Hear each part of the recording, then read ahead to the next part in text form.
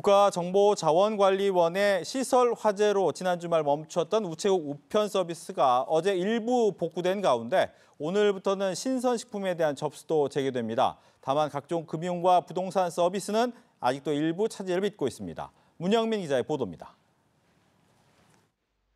국가정보자원관리원 전산실 화재로 중단됐던 우체국 창구 신선식품 접수가 오늘부터 재개됐습니다. 다만 배달 지연 가능성에 대해 동의해야만 이용할 수 있습니다. 아울러 일시적으로 현금으로만 할 수 있던 소포상자 신용카드 구매와 착불소포 그리고 안심소포 접수도 할 수 있게 됐습니다. 또 간편 사전 접수도 재개돼 창구 이용자가 주소를 수기로 다시 작성하는 불편도 해소될 걸로 보입니다. 하지만 여전히 미국행 국제특급 EMS 발송은 불가능한 건 물론 우체국 쇼핑 연계 서비스 역시 이용할 수 없습니다. 특히 이 우체국 쇼핑에 입점한 소상공인 2,400여 곳이 약 126억 원의 매출 피해를 본 걸로 알려진 가운데 정부는 이들 업체에 직접 구매, 판매 대금 선지급 등의 지원을 한다는 방침입니다. 금융 서비스 역시 일부 회복됐습니다. 은행 등 금융사에서 대출과 같은 거래를 할 때 필요한 공공 마이데이터 서비스가 일부 복구됐기 때문입니다.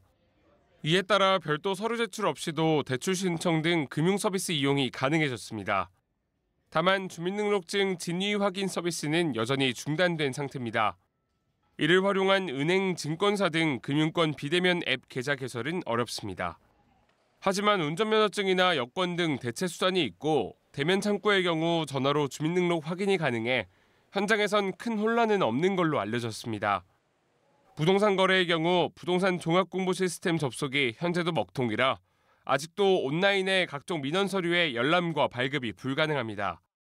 이에 따라 부동산 종합증명서 등을 열람하거나 발급받으려면 시군구청이나 주민센터를 방문해야만 하는데 정부는 관련 수수료를 한시적으로 면제한다는 방침입니다. 다만 부동산 거래 온라인 신고 서비스는 재개됐습니다. 이에 따라 아파트 등 건축물 거래를 하는 경우 해당 시스템을 통한 신고가 가능합니다. 연합뉴스TV 문형민입니다.